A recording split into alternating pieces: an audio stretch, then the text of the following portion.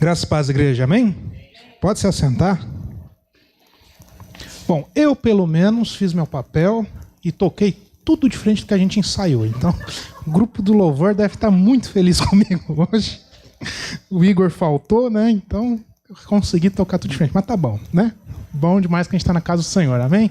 A Bíblia diz assim: alegrei-me quando me disseram, vamos à casa do... Vamos à casa do... Amém. É local de alegria, seja presencial, seja no online. O fato de nós estarmos com o nosso coração na casa do Senhor é isso que nos traz alegria. Por que enche o nosso coração de alegria? Porque a Bíblia diz que é na comunhão dos santos que Deus ordena a sua bênção. Que é quando a gente está em comunhão com a igreja de Cristo, seja no presencial, seja em online, com o nosso coração na casa do Senhor, ali Deus se agrada, ali Deus derrama a bênção dele, que é trazer uma palavra de renovo, uma palavra de orientação, uma palavra às vezes de confronto, mas acima de tudo, uma palavra de transformação para os nossos corações, a fim de que a gente possa sair daqui como um vaso cheio do Espírito Santo de Deus e possa durante a semana transbordar disso, para que as pessoas possam receber um pouco de amor, um pouco de paz, um pouco de esperança, ser ministrada, ser tocada pelo Espírito Santo de Deus também, e é assim que o mundo vai conhecendo e prosseguindo em conhecer o Evangelho, a graça do Senhor. Amém? Essa é a nossa missão na Terra. E nessa noite eu quero compartilhar com os irmãos uma palavra que se chama discipline o seu coração. Discipline o seu coração. Eu quero te pedir para você abrir sua Bíblia lá no livro do profeta Jeremias, capítulo 17, versículo de número 9.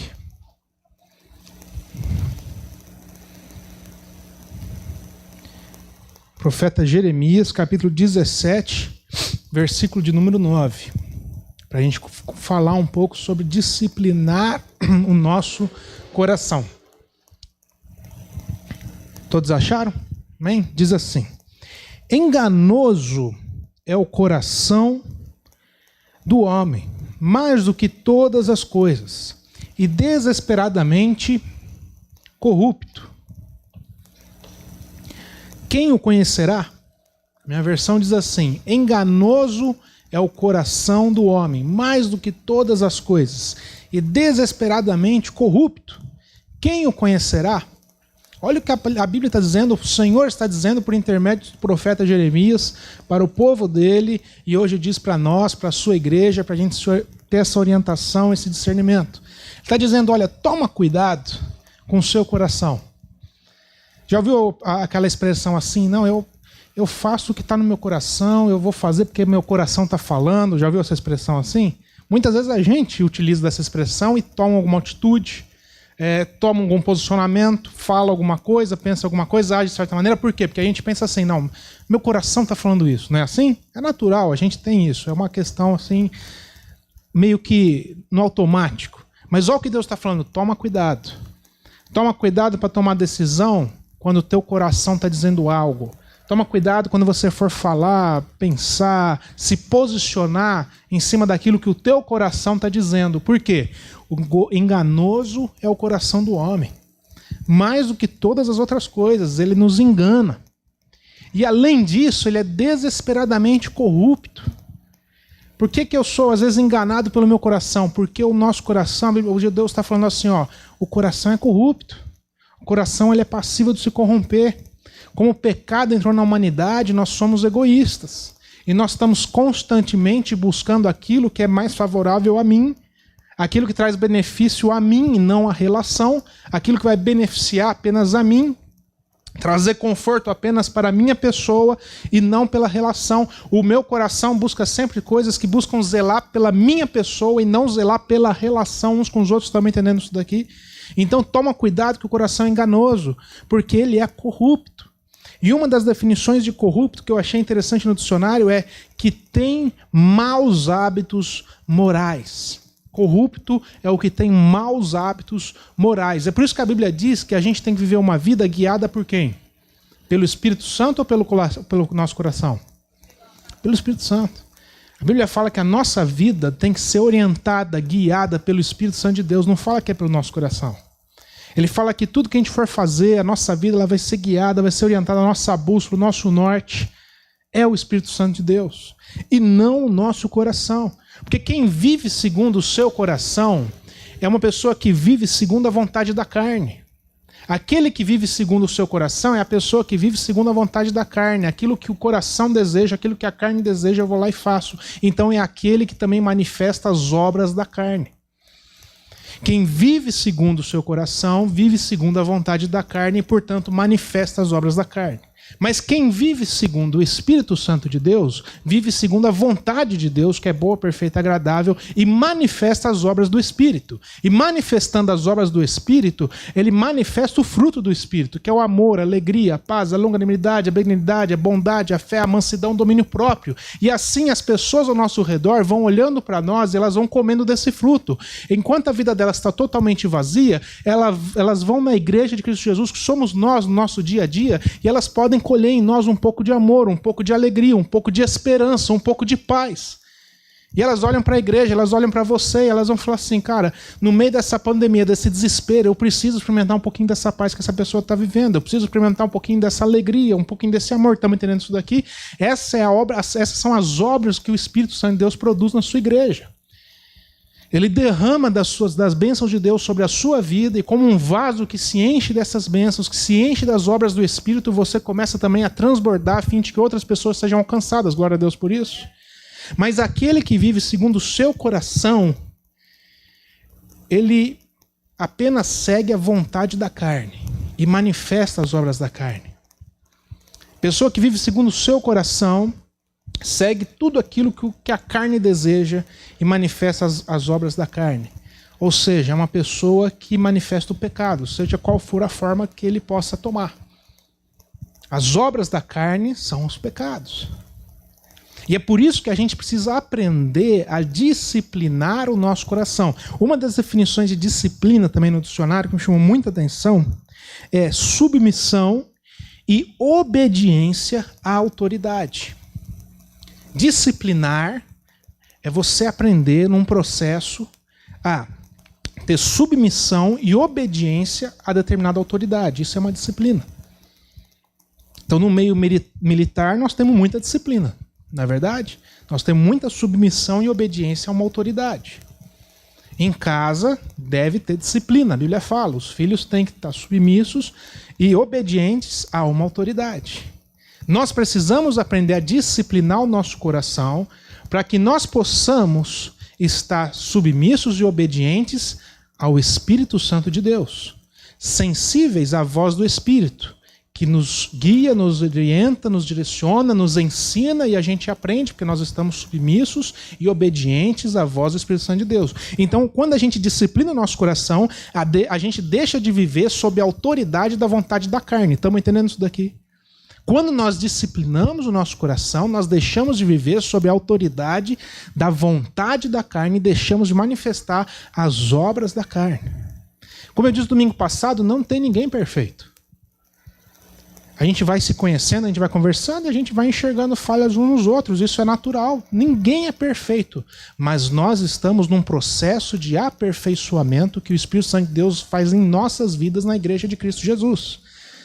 A diferença é que nós nos submetemos a esse processo de aperfeiçoamento. Dizemos, Espírito Santo de Deus, aperfeiçoa a minha vida, aperfeiçoa o meu coração, aperfeiçoa o modo como eu lido com as minhas emoções, o modo como eu enxergo a vida, o modo como eu racionalizo a minha vida, como eu planejo a minha vida. Espírito Santo de Deus transforma a minha vida, me aperfeiçoa. Então a gente está nesse processo de aperfeiçoamento até que a gente chegue à estatura do varão perfeito, que é Jesus Cristo. Ele é o varão perfeito. Então nós estamos sendo aperfeiçoados dia após dia. Para isso é necessário que a gente discipline o nosso coração, porque senão a gente não está submisso e obediente à autoridade do Espírito Santo de Deus. Estamos entendendo isso daqui? Então é necessário que a gente aprenda a disciplinar o nosso coração. É necessário que a gente aprenda a ouvir, mas também a colocar em prática, a obedecer. Como é que Jesus Cristo identifica quem ama Ele? Ele diz assim, olha, quem diz eu te amo, ele dizendo, eu não reconheço que você me ama. Agora eu reconheço que você me ama quando você ouve os meus ensinamentos e os obedece. Este é o que me ama. Aquele que me ouve e me obedece, guarda os meus ensinamentos, coloca em prática, este é o que me ama. Aquele que ouve a minha palavra e aprende a disciplinar o seu coração, aprende a se sujeitar à direção do Espírito de Deus, esse é reconhecido como que ama a Deus. Porque o amor não é de palavras. A verdadeira adoração não é a adoração de palavras. Deus está buscando adoradores que o adorem em espírito e em verdade. Aqueles que adoram em espírito, reconhecem a voz do espírito, reconhecem o ensinamento, compreendem ele, mas em verdade, porque vivem uma vida de verdade. Ou seja, estão colocando em prática. Não somos perfeitos, mas estamos nesse processo de aperfeiçoamento. Nos sujeitamos a esse processo de aperfeiçoamento. Bruno, tem alguém na Bíblia que passou por isso, esses conceitos, e tem um exemplo prático de tudo isso? Tem. Está lá em Juízes, abre sua Bíblia lá em Juízes, capítulo de número 14, versos de 1 a 9. Vai falar do juiz Sansão. Um cara como eu e você. Nós citamos ele domingo passado. Eu vou dar uma pequena aprofundada de novo nesse texto. Porque se a gente fosse estudar assim, de uma maneira, buscando uma completude da vida de Sansão, acho que precisava de uns 6 meses de estudo. Porque é muita coisa. Mas a gente vai só dar uma pequena aprofundada e entender um pouquinho da história de Sansão. Nós estamos falando de uma época onde não tinham reis. Numa época onde tinham juízes. É uma época onde Deus olhou para Israel e Deus queria ser o rei de Israel. Deus queria governar o seu povo. Deus queria governar o seu povo. O povo, ele vivia, e ele deveria viver segundo a vontade de Deus, que é boa, perfeita e agradável. Mas era um povo que não disciplinava o coração. Era um povo que, ao invés de reconhecer em Deus a autoridade e o governo de Deus, é um povo que tinha um coração endurecido, que vivia segundo a vontade do seu coração, segundo a vontade da carne, manifestando obras da carne, se distanciando da vontade do Senhor, se aliançando a povos inimigos, e quando eles viam, eles já estavam debaixo da opressão de povos, de nações estrangeiras que estavam oprimindo, atacando o povo de Deus. Aí o povo de Deus se arrependia e queria buscar o Senhor, e Deus levantava um juiz para poder orientar. O que o juiz faz? Ele não julga.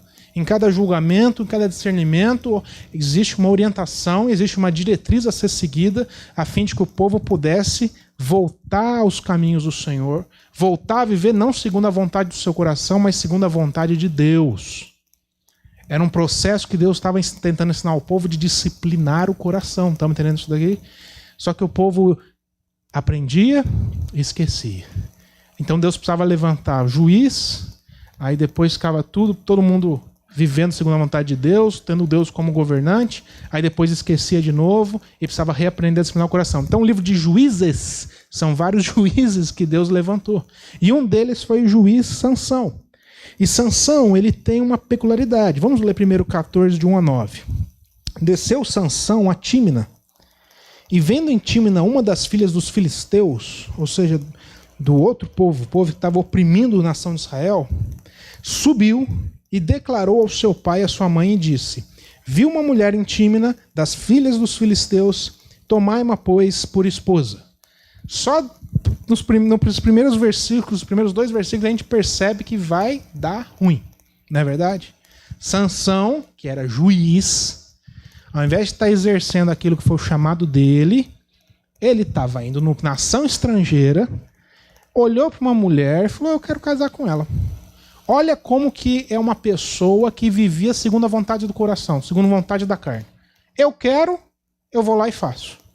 Eu quero, eu não ponho um filtro nas coisas que o meu coração deseja. Estamos entendendo isso daqui? Sansão não pôs um filtro, não tinha um filtro no seu coração. Não é porque eu quero, eu vou lá e faço. Não, Sansão, ele estava simplesmente refém dos impulsos da carne. A carne desejava, ele ia lá e fazia. Então ele olhou para uma mulher, não se interessou se era, queria saber se era de Israel, se era do povo filisteu. Então eu quero casar com ele, pronto, acabou. Assim era o coração de Sansão. E ele era para ser juiz. Verso 3. Porém seu pai e sua mãe lhe disseram: olha, não há porventura uma mulher entre as filhas de teus irmãos, ou entre todo o meu povo, para que vás tomar esposa dos filisteus, daqueles incircuncisos? Disse Sansão a seu pai: toma-me esta, porque só desta me agrado. Mas seu pai e sua mãe não sabiam que isto vinha do Senhor, pois este procurava ocasião contra os filisteus, porquanto naquele tempo os filisteus dominavam sobre Israel. Chegou, pois, com seu pai e sua mãe a Tímina, e chegando às vinhas de Tímina, eis que um leão novo, bramando, lhe saiu ao encontro. Então o Espírito do Senhor de tal maneira se apossou dele, que ele o rasgou como quem rasga um cabrito, sem nada ter na mão. Todavia, nem a seu pai nem sua mãe deu a saber o que fizeram. Então o leão, no meio do caminho, veio contra Sansão. Sansão, numa força sobrenatural, vai lutar contra o leão, rasga o leão e continua o caminho. Ele tinha essa questão, Deus dava uma força para ele extraordinária. Verso 7. Desceu e falou àquela mulher e dela se agradou. Depois de alguns dias voltou ele para a tomar. E apartando-se do caminho para ver o corpo do leão morto, eis que neste havia um enxame de abelhas com mel. Tomou o favo nas mãos e se foi andando. E comendo deles, e chegando a seu pai e sua mãe, deu-lhes do mel, e comeram, porém não lhes deu a saber que do corpo do leão é que o tomaram. O que está acontecendo? Ele está indo a Tímina ver aquela mulher, sai um leão ao seu encontro, ele luta contra o leão, mata o leão. Ponto. Aí ele vai voltar pelo caminho, ele vai de novo para esse caminho, só que ele está em outro caminho diferente. A Bíblia está dizendo que ele, apartando-se do caminho, ou seja, ele deliberadamente se desviou do rumo, lembra que eu falei isso no domingo passado, e ele foi olhar o cadáver do leão. Olhando o cadáver daquele leão, que já devia estar naquela podridão, encontrou que tinha um monte de abelha que estava naquele leão e ele percebeu que tinha um favo de mel naquele leão. Eles estavam fazendo mel, as abelhas se apossaram do cadáver do leão. Ele foi lá e tomou o mel daquele leão. Pois bem, o juiz Sansão tinha uma particularidade. Sansão tinha o voto de Nazireu. Era um voto de consagração que consistia em três premissas. A primeira delas, ele não podia tocar em cadáver. Ou seja, Sansão já começou bem, fazendo o errado. Não podia tocar em cadáver. O que Sansão fez? Foi atrás do cadáver. Ele sabia que estava morto. Ele sabia que ele devia se afastar daquilo, ele foi até o cadáver, tocou no cadáver. Por que ele não podia tocar em cadáver? Era um sinal de purificação. Sinal de purificação. Nós estamos falando de uma época que não tinha muito saneamento básico, não. Então você imagina ficar em contato com cadáver, dava doença, dava coisa ruim. Você precisa de um juiz para dirigir uma nação. Então o que nós precisamos? De um juiz saudável, não é verdade? Então ele precisa estar ali sempre buscando purificação, se afastando de doenças. Não toque em cadáver. Segunda premissa desse voto de consagração, o voto de Nazireu. Ele não deveria beber bebida forte, ou seja, bebida alcoólica. Naquela época nós estamos falando do vinho. Por que ele não podia beber vinho? Porque ele era juiz. Sede sóbrios e vigilantes. O que ia adiantar um juiz de uma nação que não era sóbrio? O que ia adiantar um juiz embriagado tentando dar rumo para... Vai dar certo? É uma questão lógica, assim. Vai dar certo? Não vai. Então ele não deveria beber, para que ele tivesse sempre 100% sóbrio. Terceiro voto do Nazireu. Não podia passar navalha sobre sua cabeça, sobre o seu cabelo, não podia cortar o cabelo. Por quê? Porque ele com aquele cabelo era um sinal visível para as outras pessoas iam olhar para ele e já reconhecer, não, esse homem ele tem um voto de consagração ao Senhor. É uma maneira testemunhal de verificar que aquele homem tinha um voto de consagração ao Senhor. Então, o vendedor de shampoo daquela época e condicionador era rico com Sansão, porque ele não podia cortar o cabelo. O que acontece? Sansão, ele quebra todos os 3 votos de consagração dele. Ele começa quebrando aqui o voto de não tocar em cadáver. Logo em sequência, você vai ler na sua casa. Ele vai quebrar o voto de não beber, ele vai para uma festa e bebe. Logo em sequência, ele vai quebrar o terceiro voto, que é permitir que passe navalha sobre o seu cabelo. A Bíblia diz que um abismo chama outro abismo. Um abismo puxa outro abismo. Tem gente que já conheceu gente assim, ou de repente você já foi ou está nessa situação. Parece que tenta se erguer e cai de novo. É um abismo em cima de abismo. A pessoa não consegue sair, não consegue vencer, não consegue romper. Às vezes a gente quer ajudar, a gente acaba até se enrolando junto com a pessoa, porque é um abismo tão profundo. É abismo em cima. Um abismo puxa outro abismo. A Bíblia diz isso, que um abismo puxa outro abismo. E Sansão tinha esse voto de Nazireu e ele foi quebrando um em sequência do outro. Por que ele quebrou os 3 votos? Por que ele não conseguia se conter? Por que ele não quebrou só um e manteve os outros 2, se consertou com o Senhor? Por que Sansão tinha esse problema? Porque ele não conseguia disciplinar o seu coração. Ele era refém dos impulsos da carne. Aquilo que o carne desejava, ele ia lá e fazia. Aquilo que os olhos dele olhavam e desejavam, eu vou lá e vou fazer, eu vou falar. Eu nem filtro. Eu penso, eu falo. Eu vou lá e faço. O que meu coração está mandando, eu vou lá e faço. Eu quero, eu desejei, eu tenho um impulso da carne, então eu vou lá e faço. E por isso Sansão foi procurar doçura no meio da podridão. Por isso Sansão foi no meio de um cadáver, numa coisa totalmente horrível, assim, um cadáver, imagina. Ele vai procurar doçura no meio da podridão. Uma lição que Deus deixa para nós, para a gente não procurar satisfação, realização ou prazer no meio do pecado. Não é porque o nosso coração está desejando, não é porque a nossa carne deseja, eu vou lá e faço, não. Eu preciso entender aquilo que o apóstolo Paulo escreveu para os coríntios e deixa para nós de lição. Todas as coisas me são lícitas, mas nem todas me convêm. Todas as coisas me são permitidas, mas eu não me deixarei ser dominado por nenhuma delas. Não é porque minha carne desejou que eu vou lá e faço. Não é porque minha carne desejou que eu vou lá e falo. Não é porque minha carne desejou que eu vou lá e faço acontecer. Não. Eu preciso aprender a disciplinar o meu coração, porque enganoso é o coração do homem e desesperadamente corrupto. O que a história de Sansão nos ensina é que não bastava ter o voto de Nazireu. Era necessário aprender a disciplinar o seu coração. Não bastava ele ter o voto de consagração, o voto de Nazireu. Sansão precisava aprender a disciplinar o seu coração. Da mesma forma, meus irmãos, que não basta a gente vir para a igreja. Seja presencial, seja no online, não basta. A gente precisa aprender a colocar em prática, a gente precisa aprender a disciplinar o nosso coração, a gente precisa aprender a ouvir a voz do Senhor e a obedecer, reconhecer os ensinamentos e colocar em prática. Nós precisamos aprender a amar Jesus Cristo. Jesus Cristo disse: o que me ama é o que me ouve os meus ensinamentos e me obedece. Ou seja, aquele que aprende a disciplinar o seu coração. Nós precisamos aprender a amar Jesus Cristo.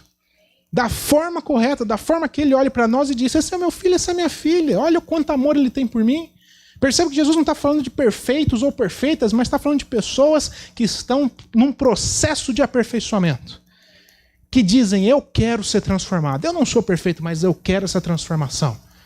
Eu quero o Espírito Santo de Deus sobre a minha vida. Eu não quero viver segundo a vontade da minha carne, mas eu quero viver segundo a vontade de Deus. Então hoje a pergunta que fica, a reflexão honesta e sincera que você faz consigo mesmo e eu, Bruno, faço comigo, é: qual é a autoridade que está sobre as nossas vidas? É a vontade da carne ou é a vontade de Deus? A vontade de Deus que é boa, perfeita e agradável. Qual é a autoridade? O que eu estou seguindo na minha vida? É a vontade da carne ou a vontade de Deus? Tudo que não é da vontade de Deus, meu irmão. Se a vontade de Deus é boa, perfeita e agradável, o que não é a vontade de Deus, eu vou viver o mal, o imperfeito e o desagradável. O que Deus quer é que a gente permita que o Espírito Santo de Deus governe as nossas vidas, que o Espírito Santo de Deus nos guie, que o Espírito Santo de Deus nos oriente, de tal forma que a gente possa viver aquilo que o Espírito Santo de Deus quer, a vontade de Deus para as nossas vidas, manifestando as obras do Espírito, a fim de que as pessoas possam olhar para nós e ver a gente como verdadeiros vasos que têm recebido as bênçãos de Deus, tudo aquilo que Deus tem reservado para nós, e que a gente chegue ao ponto de transbordar para que as outras pessoas também recebam disso, que as pessoas sejam tocadas e alcançadas por aquilo que Deus está fazendo na sua vida. Essa área da sua vida que Deus quer trabalhar, que Deus quer mover, que Deus quer se manifestar e se revelar, é aí nessa área que Deus vai prover tanto, mas tanto, e vai multiplicar tanto, que é nessa área aí que você acha que está derrotado, que Deus vai usar para levantar outras pessoas. Porque onde abundou o pecado, superabundou a graça de Deus. Nessa área que às vezes você está tendo dificuldade, que você está enfrentando um problema, é nessa área que Deus quer que você viva a vontade dele, para que seja de instrumento para que outros sejam alcançados. Glória a Deus por isso. Mas para isso é necessário que a gente aprenda a disciplinar o nosso coração, a obedecer e colocar em prática na segunda, na terça, na quarta, na quinta, na sexta, no sábado, para que a gente chegue aqui no domingo, não como pessoas desesperadas e famintas, mas como pessoas que viveram o pão de cada dia, todos os dias da semana, e chegam aqui transbordando, ao ponto de cultuar o Senhor e dizer: eis-me aqui, Senhor, porque nessa semana que está entrando, eu quero multiplicar na vida de outras pessoas aquilo que o Senhor já tem feito na minha. Glória a Deus por isso. Você pode se colocar de pé. Quero ter uma palavra de oração com a tua vida. Curva sua cabeça, feche seus olhos. Hoje é um domingo de ceia, daqui a pouquinho nós vamos cear. e tenha alguns instantes de coração sincero com o Senhor. Apresente sua vida diante de Deus. Fala: Senhor, eis-me aqui. Eis-me aqui. Eu estou tendo dificuldade, Deus, às vezes, de disciplinar meu coração em determinada área da minha vida. Fala para Deus qual que é. Apresenta para Deus. E vamos orar. Senhor, eu quero te agradecer por essa palavra. Eu quero te agradecer pela tua palavra que vem para transformar as nossas vidas. A palavra do Senhor que vem para renovar a nossa mente, renovar o nosso coração. A palavra do Senhor que vem para nos orientar. Nós não queremos viver segundo a vontade do nosso coração, a vontade da nossa carne, manifestando as obras da carne. Não, Senhor. Nós queremos viver segundo a tua vontade, que é boa, perfeita, agradável. Nós queremos viver guiados pelo Espírito Santo do Senhor. Nós queremos viver, Pai, manifestando as obras do Espírito. Nós queremos viver, Pai, recebendo as bênçãos do Senhor, aquilo que o Senhor já preparou para nós, aquilo que o Senhor já tem preparado para as nossas vidas. Nós queremos viver isso, Senhor. Nós queremos viver os teus sonhos, Pai. E para isso, nessa noite, nós colocamos os nossos corações diante do Senhor e pedimos que o Senhor nos ajude, o Senhor nos abençoe, o Senhor nos aperfeiçoe, o Senhor nos ensine a disciplinar o nosso coração, para que a gente não viva uma vida de engano, uma vida sendo enganado por nós mesmos, uma vida buscando apenas o benefício da relação. Não, mas que a gente já possa aprender a buscar, Pai, a estrutura, a edificação da própria relação que nós estamos inseridos. Que nós possamos ser a igreja de Cristo nessa terra, vivendo, recebendo do Senhor e também multiplicando aquilo que o Senhor já preparou para nós, para que outros recebam também, Deus. Aquela área da nossa vida que hoje nós estamos apresentando diante do teu altar, diante do Senhor. Deus, vem com o teu Espírito Santo, vem com a tua mão poderosa, toca nos nossos corações, cura, Pai, as feridas, Pai, traz transformação, traz entendimento, traz orientação e que nessa área nós possamos multiplicar para que outros sejam alcançados no nome de Jesus Cristo. Quem concorda, diga amém. Amém? Pastora